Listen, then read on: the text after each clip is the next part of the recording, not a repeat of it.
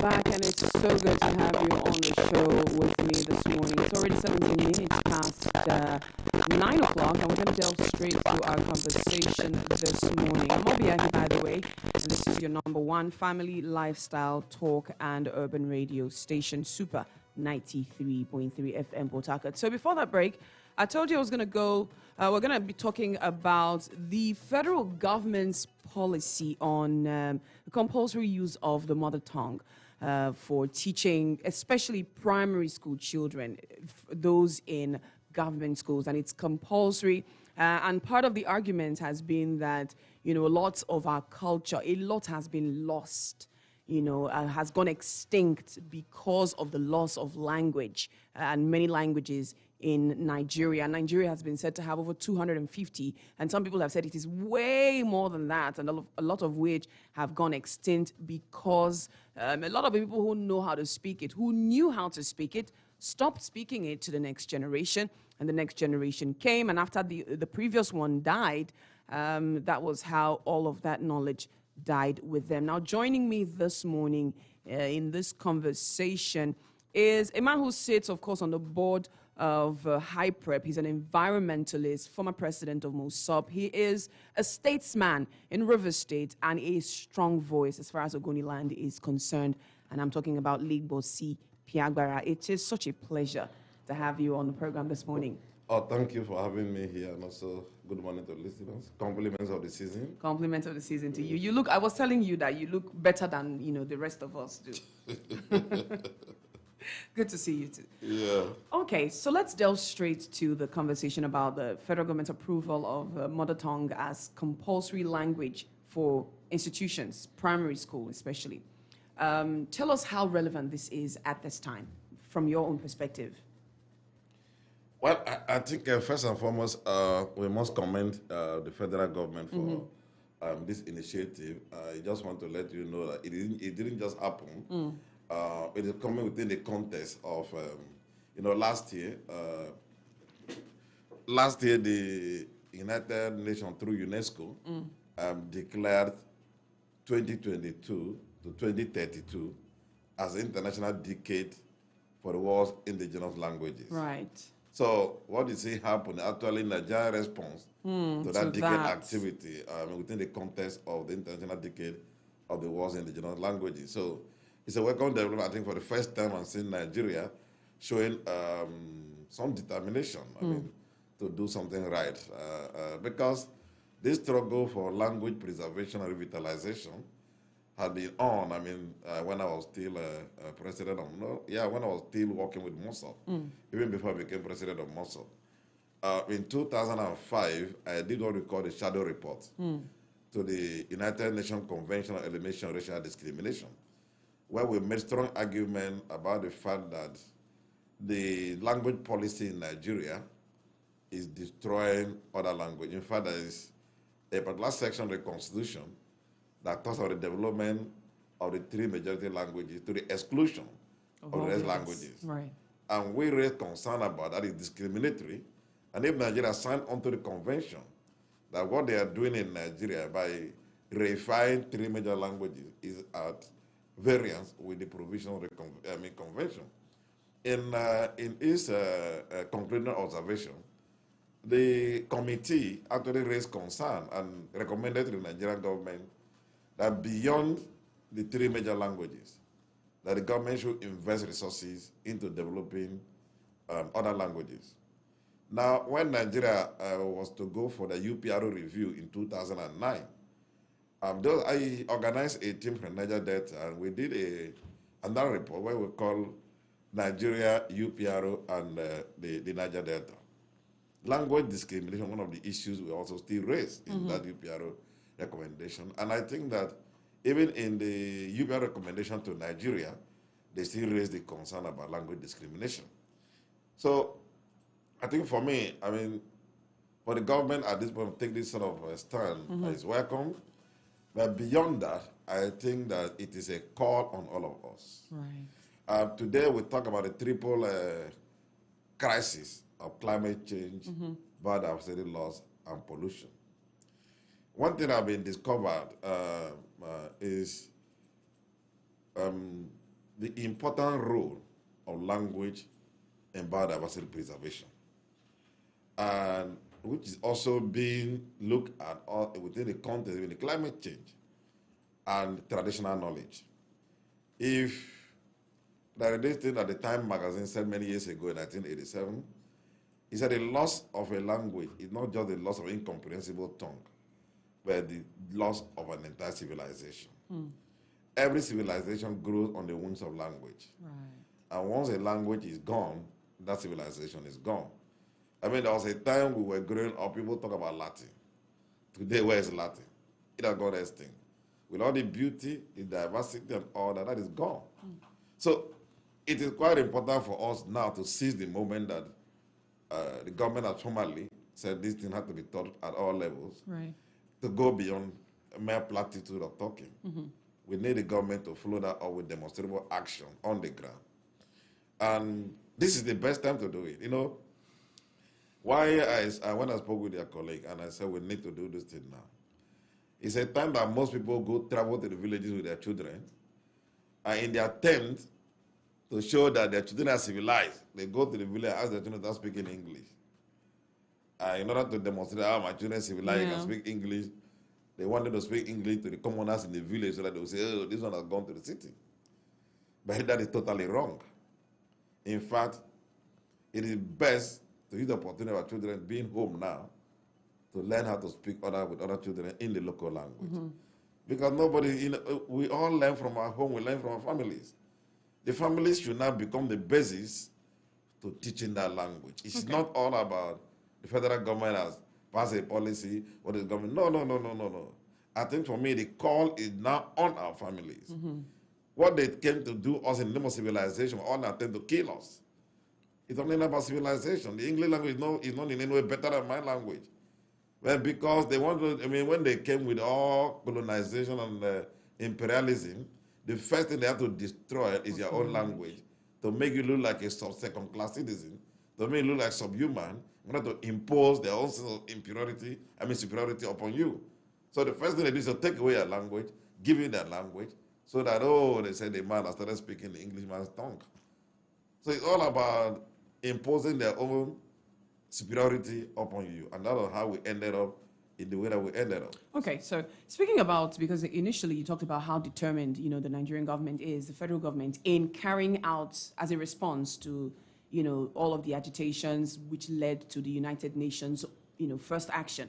But the point is, how effective would it even be in Nigeria? Because we often see how the Nigerian government will react or respond to different policies at the what's the word now that I'm looking for? When the United Nations makes certain policies, the Nigerian government will respond to them. But we often see how we struggle with the implementation of this. How effective, would we possibly be as far as this one is concerned? That is part of why we are here, to raise the awareness. As I said, one thing is just we don't need to subject to the platitude of federal government as a teaching mother tongue.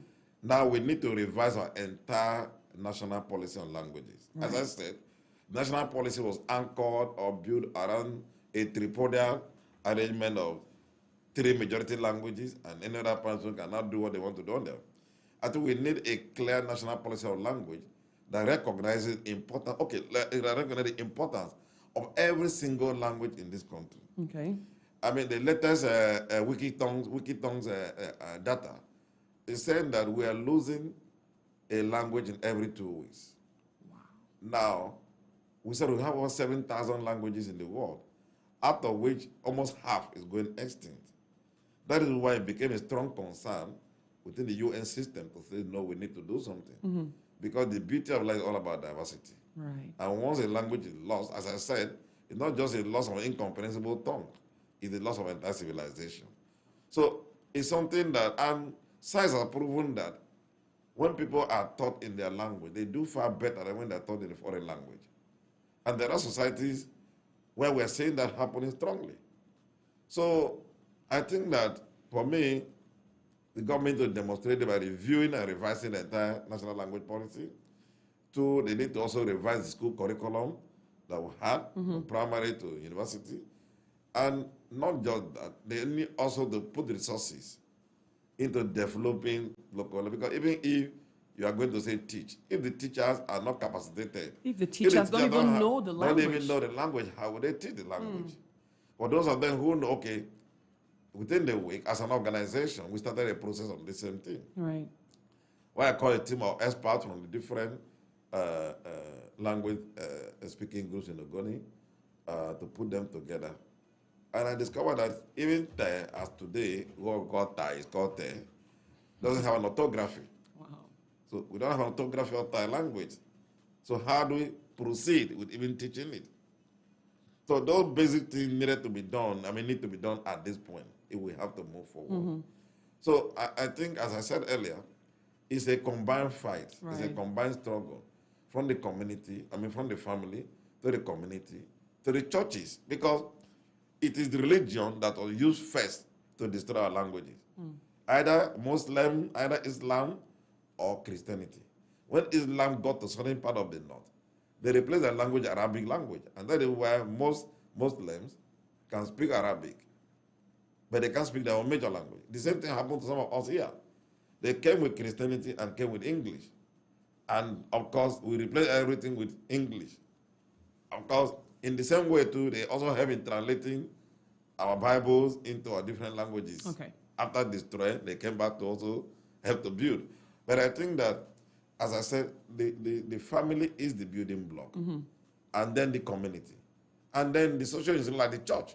All right. And then the local government need to not take, because ordinary following the constitution, local government is responsible for primary education. Okay. So they have to be in the front burner of the drive for the teaching of mother tongue in schools.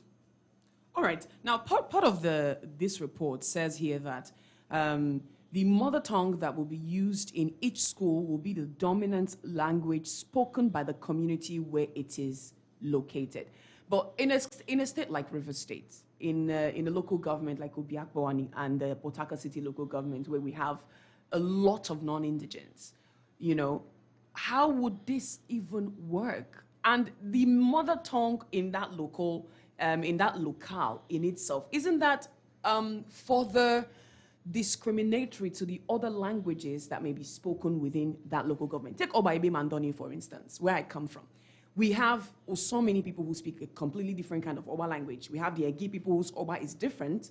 We have the Omok Oba, we have the Ibru Oba. So that is also going to be a problem. Even in that axis, let me tell you something that was striking. In 2004, I was in New York, in the UN Permanent for Indigenous Issues.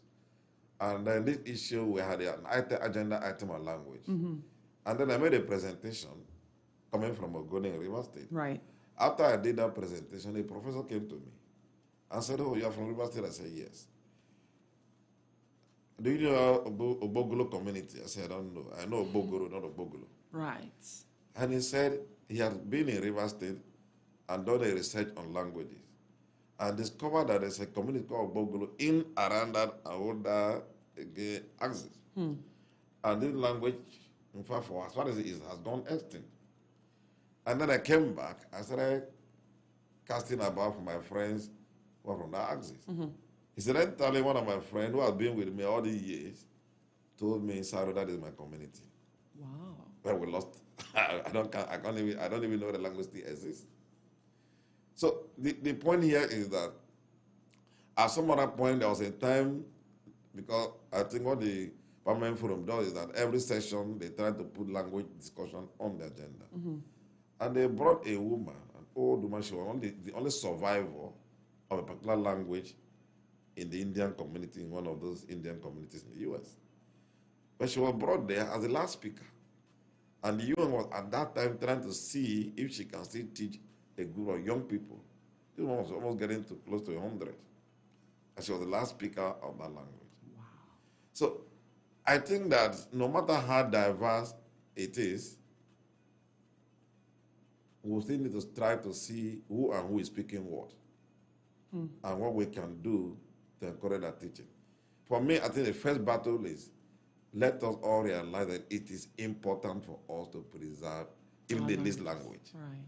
And then when we realize that importance, we now have to now send the machinery to see. It's just like you're saying, like a cosmopolitan city like Port Harcourt. What do we do?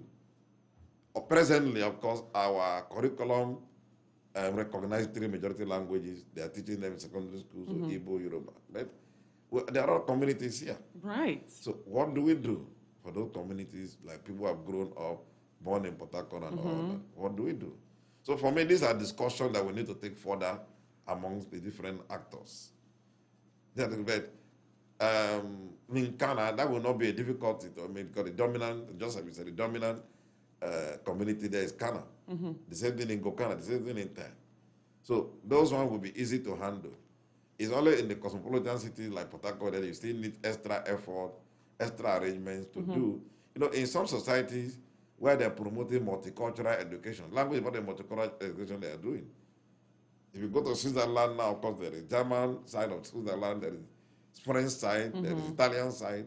Everybody is obliged to learn these three. Yeah. And then with English. Or you choose the one to go for, depending on what you want to do. But it's a multicultural language education. Right. So it's part of those things that they can do here. So that people have the option of learning their own mother tongue with another language they want to do.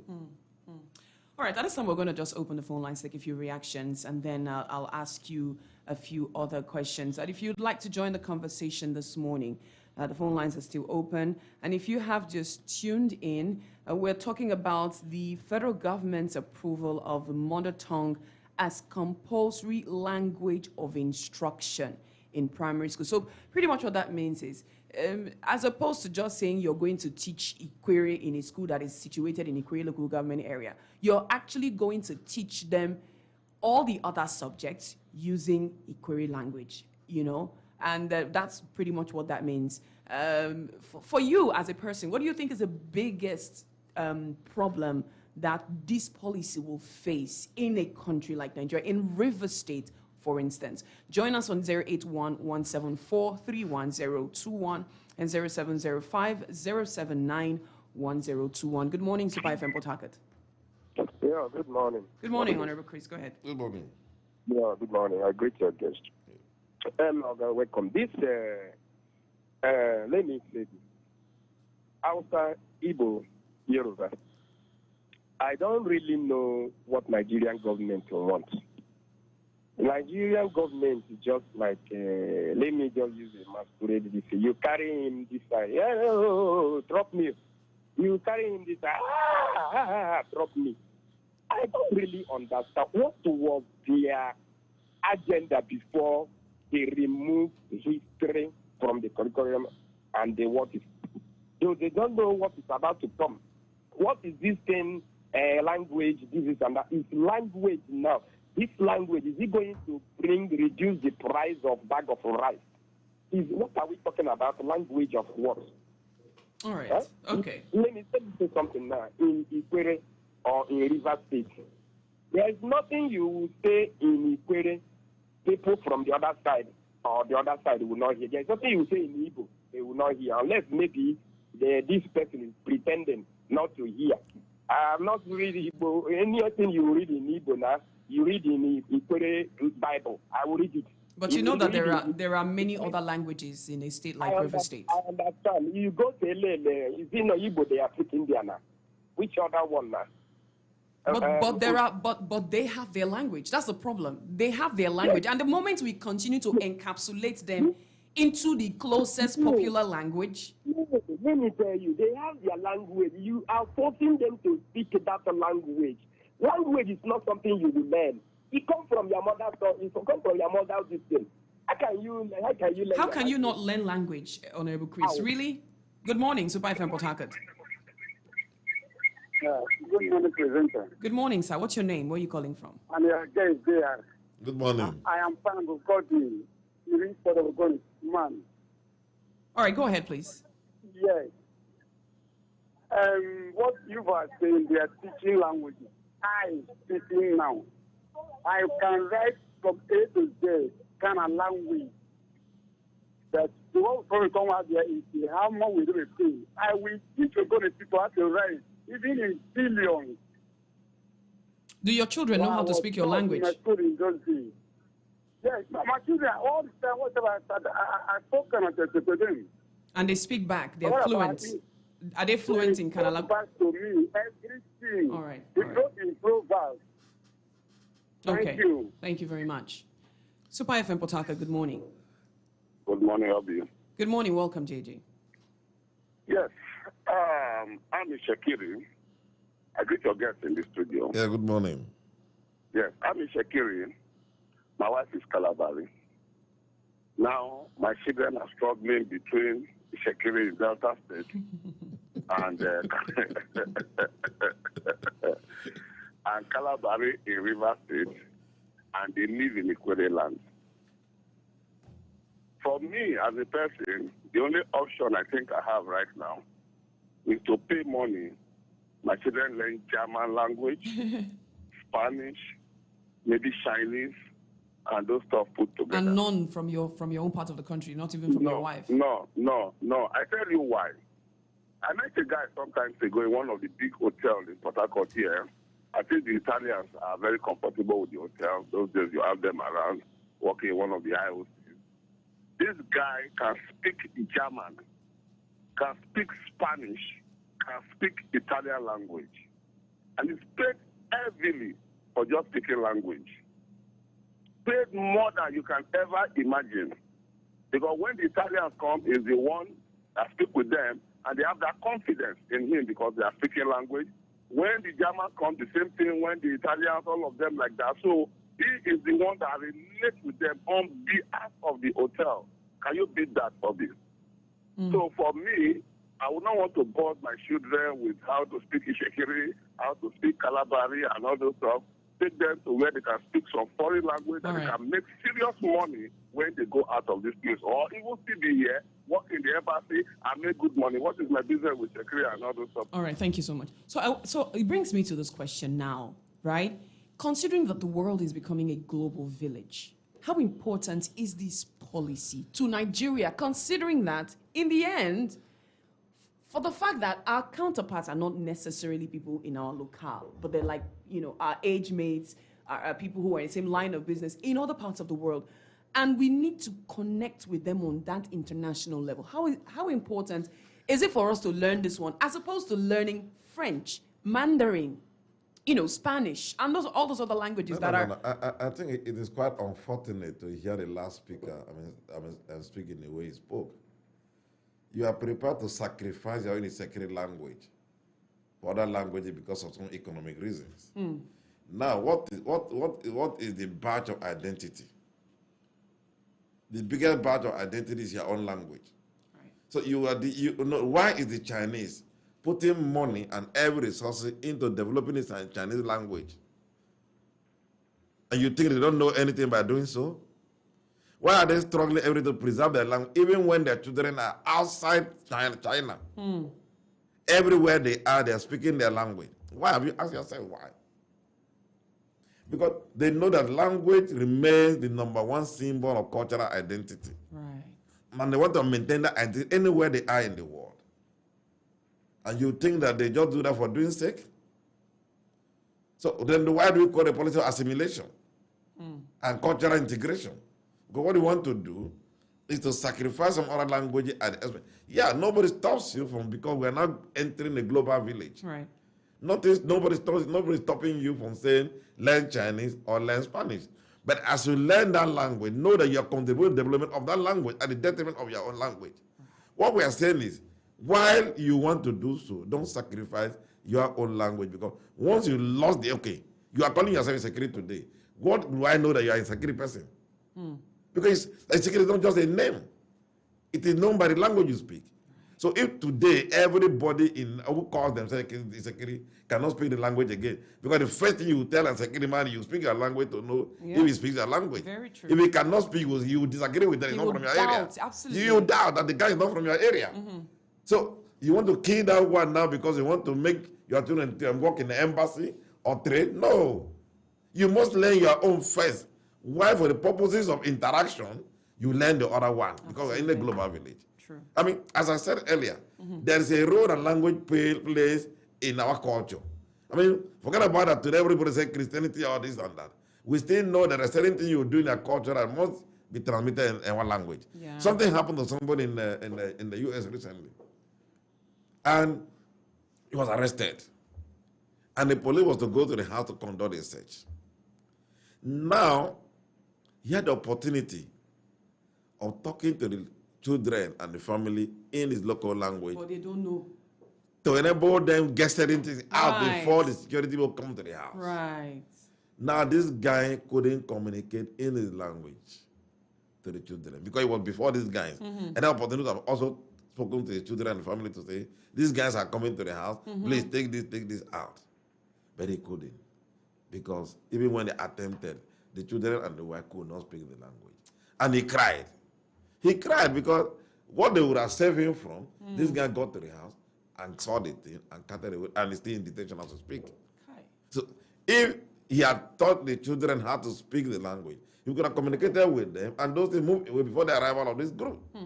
So you cannot underestimate the role of language in our communication and what we do, and our identity as a people. As I said, the first thing the colonizer always do is to take away your language and give you their own. What are they trying? They are trying to impose a sense of superiority on you.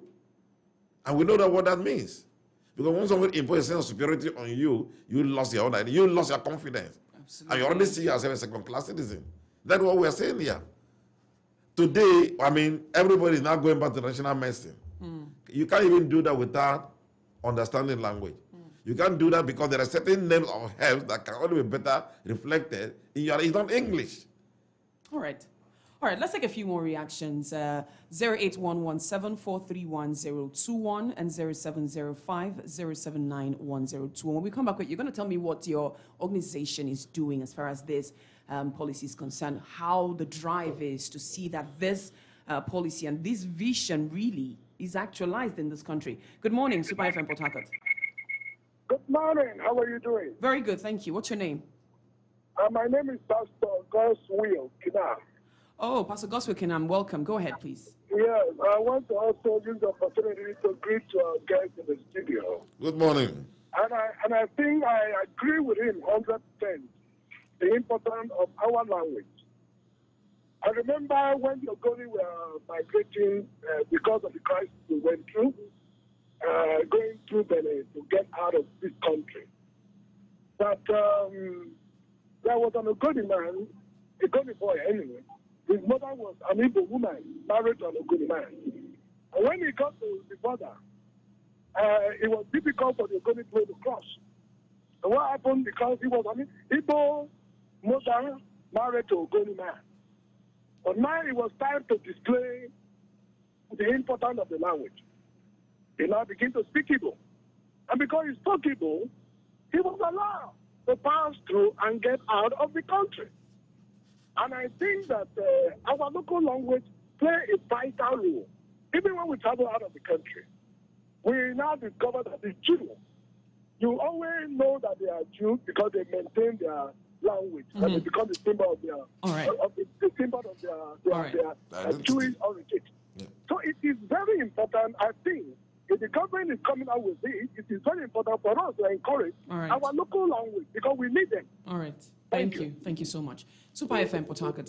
All right, lost that one. So to my question, but hold the thought, please. Good morning, Super FM Port Harcourt. Hello, good morning. Good morning. Good morning to you, Jeff. Good morning. Hello. Please, I want to support this bill because, one, for me, for example, when you teach someone with local language, the person understands it more better. And even that English, especially to the children that is living locally. Let's just rule out the developed area like Port Harcourt, all those of that, but just the local village setting. When you teach a child with local language, you understand better. That's where I would like them to amend is that making it compulsory because so many teachers will lose work. You understand? So if they can make it that you must teach with language, but not bring that time for language teaching, that is forcing it that every local government should teach their indigenous language. It will be better. All right. Thank you very much. One more call. Good morning, Super FM Port Harcourt. Good morning. Welcome. What's your name? Hello. Hello? Hello? Yes. What's your name? My name is Peter. All right. Go ahead. The project is quite commendable. I'm from Ogoni. I'm from Gukana, but I went to school in Kars. I speak the both languages. But I've gone through some research on the languages. But the challenge, I see that challenges of teaching that these languages, and that some aspects of languages have gone into extinction. Something like most of something like the pronouns. In Gokana and Kana, we don't have pronouns. Okay. And certain other aspects. So we need to go into more research. All right. To teach it. All right then. Okay. All right. Let's take this last call. Good morning, Super FM Port Harcourt. Hello. Good morning. Hello. Good morning. Good morning. Please turn off your radio. What's your name? Where are you calling from? Okay. Thank you. My name is Goldstein Paul Tomberry. All I'm right. calling from Bonny Island. All right. Please go ahead, sir. Yeah. This program is very interesting and very, very important. For me, I know a particular family. They are from Ogun in Bonny here. You know that I have to quarrel with the father and the mother of the children about their children, because their children don't know their language and they're from Gokana. How can you tell me you're from Gokana and none of your children can speak? To the extent I have to, each time I visit their house, I'll tell the children, don't speak English language with me, speak Gokana. And I did that about 3 years ago. As I'm telling you, the children are coming up. So many of our children are losing interest, in our languages, and parents are not really trying. All right. And so the parents will be telling you, don't speak any language in my house, speak English. And it's not helping matters. This is a very, serious issue. I know a couple firsthand. They're very close to my family who, the man and the wife speak their languages, their individual languages, very fluently. But because for the man, he would not, he doesn't have the time to teach his children his language. But then he wouldn't want his wife to teach her children or their children in her language so that it doesn't seem like she's colonizing them. So for that, the children speak English and that's all they know how to speak. So what is your organization doing? Because this is a problem that goes beyond the government. It's a family thing, Yeah. Yeah. Is it, there was a lady, during the last Indigenous Peoples Day, August 9th, I organized, because this year was actually of Women International Knowledge. I organized a program. It was all about the central role of language in international knowledge transmission. Okay. And then a lady gave a report of some incident that happened to her. She's from Akwa Ibom. And then I think she says we were coming from somewhere one of these nights. Around this Eleme Junction, some boys rushed her to kidnap her. And she discovered that 2 among them spoke Ibibio. She's from Ibibio. And immediately she spoke Ibibio. Wow. And the other 2 said, in their language, saying our sister. That's allow her to go. That's how she was allowed to go. Wow. Because of the language thing. You see, there is a thing that sense of oneness that language promotes. Yeah, absolutely. As I said, in that much that we're not encouraging discrimination, what we're not talking about is about your identity. If you lose your language, you've lost your identity. That's what we're talking here. The easiest way to know somebody from my side is when I speak and he speaks. The same thing with me.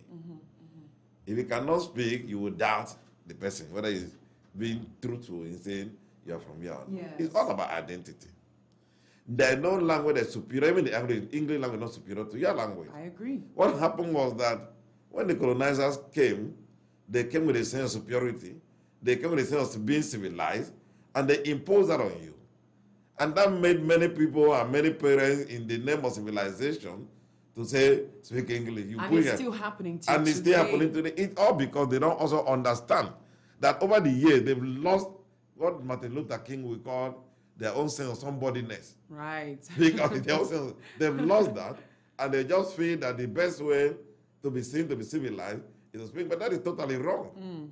Because there are certain things you want to express in your language that you cannot express in English. English will water it down. Water it down. Water the impact. You don't like, sometimes we go for different meetings and they go to, Spanish speakers or French speakers.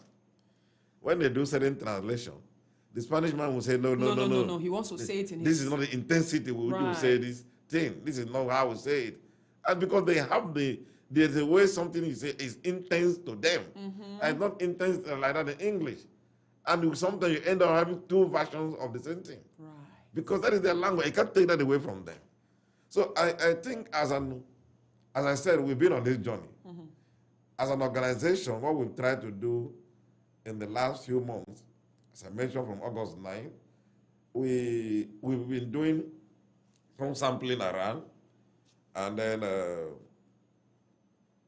it's a project we're running across the state, but we're starting from Ogoni. Okay. So what we've just done now is, I mean, I will not lie to you here that I can write in my language. And that is the worst thing that has also happened to us. True. Because a language that cannot be written is a language that is already on the path of extinction. True. 90% of people of my generation can, if they say, cannot read or write in our language. Yes. Because even the commonest way we always read our language before now has been the Bible.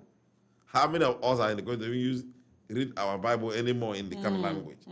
So a language that cannot be read or cannot be written is a language that is already going dead. So that is the urgency of the moment.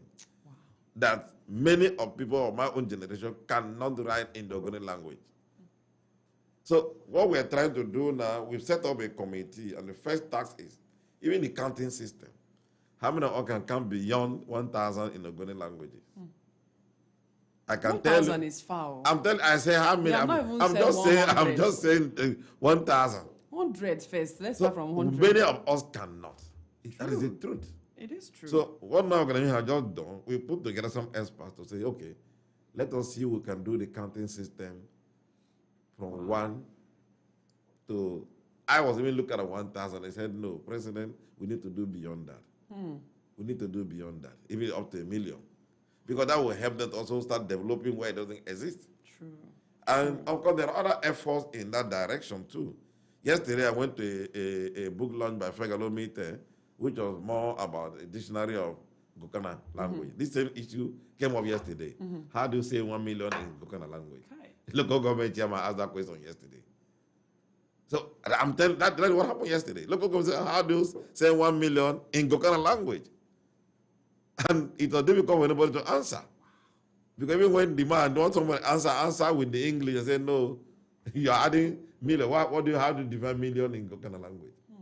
So that is the challenge that we all have. And what we just said is, you guys come together, see how you can develop this. And we'll after the development, we'll subject it to a review of another group of people. And then we come together to launch it. The second thing is, we also, the Rivers State government already passed a law on language as far back as 2003, 2004. So that one thing is to have the law. Another thing is to implement it. So that is there. Thank God we now have a federal government directive on this. So we are going to push them to make sure that that law is implemented on the ground. I understand the Rivers Readers Project is already on the same thing. They've also helped to develop orthography of different languages in Ghana. The only one left is the local government, where we need the encouragement of the local government chairman and the rest of them in that area to facilitate that, so that all these things, I think in the 70s, there used to be, from what I gathered, I think that was when Professor Tandy was Commissioner for Education. They got some grant from the World Bank, and they developed primers in all the kind of, in fact, those who were in school, those days, about what they call Lewa Lebeke in Kana language in those days. So they had it in Thai, but those things died. So what we're trying to do is to see how that could be revived. As I said, we're starting with the counting system, get this produced and published, and we'll distribute in schools and everywhere we can distribute to. After that stage, with that team is also going to develop, now that we have this directive, and with cooperation from what I got from the River Readers Project and the rest of them, we're going to see how we work to get the primers, particularly for primary school and all that put together. But central to this is the training of teachers. Yeah. Because we need to train teachers who will now be teaching children in the schools. So that words, of course, in the house, they can speak it, but can they write it? It's only when they go to school they will be taught how to write it. So I think that is a long haul, Right. but we must start from somewhere. Thank you so much. Thank you so much for your time. And it's interesting, that children 0 to 5 years old can actually learn and speak fluently 6 languages simultaneously. Yes, yes. But a lot of people don't know that. So they restrict children to just one. That's what we're saying. Open them up, expose them to all this. Just like, we were saying the other time, make your mother tongue education very important, but at the same time also allow them, because we're entering a global village. Absolutely. Do the French or do the Spanish because they will move from here. Yes, language jobs are quite paying, paying well. But you can't do that at the detriment of your own. True. Because any other language you are doing, one, you are encouraging, you are increasing the number of the speakers of that language. And the greater the speaker of that language, the higher rate of survival of the language. True. Anyways, I wish we had more time for this conversation, but thank you very much for joining me today on the show. Oh, thanks for having me, and I think you need to start doing promo on language here. Absolutely. I totally agree with you. While we were having the conversation, a lot of ideas came to my mind as well. And I know that's, Super FM Port Harcourt, Super FM Global, we are a visionary station, so we're going to do something in that regard. I will be happy. Thank you so much. Thank you. And thanks for listening to me as well. The show has been, of course, a great success because of you, on the other hand. And you've just listened to my interview with former MOSOP president, a man who sits on the board of HyPrep, an environmentalist. He's an internationally known, respected, and recognized environmentalist, Lebosi Piabara. Thank you again for being a part of this program today. Thank you. And compliments of the season to you. It's always good to be here anyway. I know, right? It's always good to have you. All right, stick around. Up next is Word Alive with Reverend Ray, and more interesting things are lined up on this frequency that is your #1 family lifestyle talk and urban radio station, Super 93.3 FM Port Harcourt. I'm Obi Ivy. Follow us across all social media platforms, Super FM PH. Enjoy the rest of your day, drink a lot of water, and mind your business.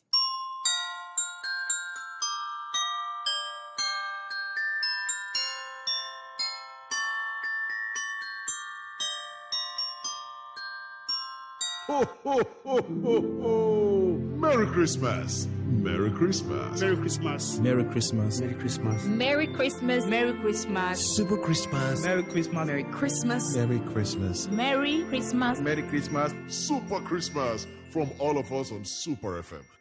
Put your ear to the speaker. 933 reasons to celebrate this season. Where we give Christmas music the finger. Merry Christmas. Merry Christmas.